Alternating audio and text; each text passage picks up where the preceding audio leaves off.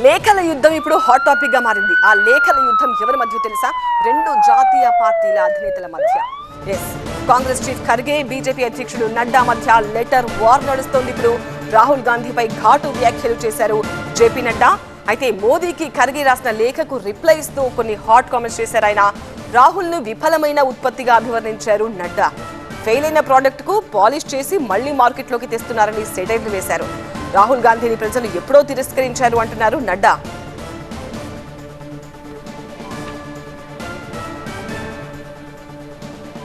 జాతీయ పార్టీల అధినేతల మధ్య లేఖల యుద్ధం ఇప్పుడు హాట్ టాపిక్ గా మారింది. కాంగ్రెస్ చీఫ్ ఖర్గే, బీజేపీ అధ్యక్షుడు నడ్డా మధ్య లెటర్ వార్ నడుస్తోంది. ఇప్పుడు రాహుల్ గాంధీపై ఘాటు వ్యాఖ్యలు చేశారు జేపీ నడ్డా. మోదీకి ఖర్గే రాసిన లేఖకు రిప్లై ఇస్తూ హాట్ కామెంట్స్ చేశారు. రాహుల్ ను విఫలమైన ఉత్పత్తిగా అభివర్ణించారు నడ్డా. ఫెయిల్ అయిన ప్రాజెక్టు కు పాలిష్ చేసి మళ్లీ మార్కెట్లోకి తెస్తున్నారని సెటైరిక్ గా ఆ లేఖలో ప్రస్తావించారు. రాహుల్ గాంధీని ప్రజలు ఎప్పుడో తిరస్కరించారు అంటున్నారు నడ్డా. రాహుల్ తప్పులను ఎందుకు విస్మరించారు అంటూ ఖర్గేకు ప్రశ్నలు సంధించారు నడ్డా.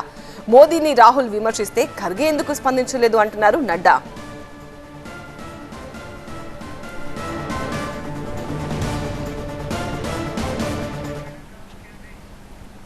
ఈ లెటర్ వార్ కు సంబంధించిన మరింత సమాచారం టీవీ9 అసోసియేట్ ఎడిటర్ మహాత్మా మనకు లైవ్ లో అందిస్తారు.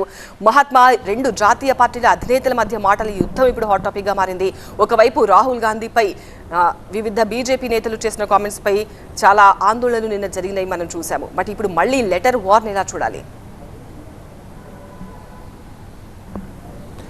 ఇది ఒక లెటర్ వార్ మాత్రమే కాదు, కేసులు కూడా నమోదవుతున్నాయి. ఇప్పుడే అందిన ఒక తాజా సమాచారం ప్రకారం కేంద్ర మంత్రి రవ్నీత్ బిట్టు మీద బెంగళూరులో పోలీసులు ఎఫ్ఐఆర్ నమోదు చేశారు. అక్కడ కర్ణాటకలో కాంగ్రెస్ పార్టీ అధికారంలో ఉన్న విషయం మనకు తెలిసిందే.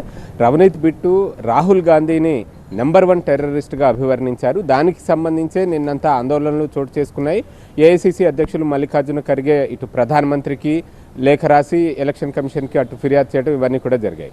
దానికి కౌంటర్గా ఈరోజు బీజేపీ జాతీయ అధ్యక్షులు జేపీ నడ్డా ఒక కౌంటర్ లేఖ రాశారు. అంటే ప్రధానికి ఖర్గే రాసిన లేఖకు నడ్డా బదులిచ్చారని చెప్పవచ్చు. అందులోనే చాలా తీవ్రంగా కౌంటర్ ఇచ్చారు. అసలు రాహుల్ గాంధీని మీరు ఎందుకు ఒక గర్వంగా భావిస్తారు, ఆయన పట్ల ఎందుకు మీరు ప్రౌడ్గా ఫీల్ అవుతారు, అసలు ఆయన ఒక విఫలమైన ఉత్పత్తి, ఒక ఫెయిల్యూర్ ప్రోడక్ట్, ఆ ప్రోడక్ట్ను మళ్ళీ లాంచ్ చేసే ప్రయత్నం చేస్తున్నారు, ప్రజలు ఆల్రెడీ తిరస్కరించారు. అదే వ్యక్తి అనేక సందర్భాల్లో కనీసం 110 సార్లు ప్రధాని నరేంద్ర మోదీని ఉద్దేశించి అనేక రకాలుగా దుర్భాషలాడారు, రావణుడు అన్నారు, అలాగే ఇంకా అనేక రకాల పదాలను ఉపయోగించి తీవ్ర స్థాయిలో దుర్భాషలాడారు. అటువంటప్పుడు మీరు ఎందుకు స్పందించలేదంటూ ఆయన మాట్లాడారు.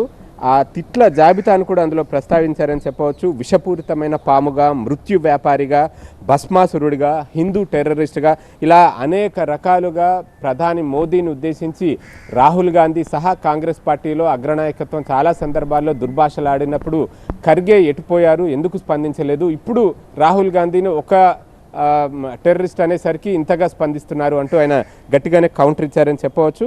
అలాగే రాహుల్ గాంధీ పాకిస్తాన్ అనుకూల, భారత్ వ్యతిరేక శక్తులతోటే అంటకాగుతున్నారు, వారి మద్దతును కూడగట్టే ప్రయత్నం చేస్తున్నారు అంటూ కూడా లేఖలో పేర్కొన్నారు. అలాగే దేశంలో కుల రాజకీయాల చిచ్చు రేపి చలిమంటలు కాచుకుంటున్నారు అంటూ కూడా తీవ్రస్థాయిలో మండిపడ్డారు. అటువంటి రాహుల్ గాంధీ విషయంలో కాంగ్రెస్ పార్టీ ఎందుకు గర్వపడుతుందంటూ కూడా ప్రశ్నించారు. చివరగా దేశ ప్రయోజనాల కోసం పని చేయడానికి మీకు జ్ఞానం, శక్తి ఇవ్వాలని నేను భగవంతుణ్ణి ప్రార్థిస్తున్నాను అంటూ నడ్డా రాసిన లేఖలో పేర్కొన్నారంటేనే ఎంత తీవ్ర పదజాలాన్ని ఉపయోగించారో అర్థం చేసుకోవచ్చు. పొలిటికల్ కరెక్ట్నెస్, డిగ్నిటీ, క్రమశిక్షణ, మర్యాద వంటి పదాలు మీ కాంగ్రెస్ డిక్షనరీలోనే మాయమైపోతున్నాయి, ఎందుకు మాయమవుతున్నాయి అంటూ కూడా ఆయన ప్రశ్నించారు. గత 10 ఏళ్లలో దేశ ప్రధాని నరేంద్ర మోదీని కాంగ్రెస్ నేతలు 110 సార్లకు పైగా దుర్భాషలాడారని చెప్పి అందులో సుదీర్ఘంగా రాసిన లేఖలోనే నడ్డా పేర్కొన్నారు.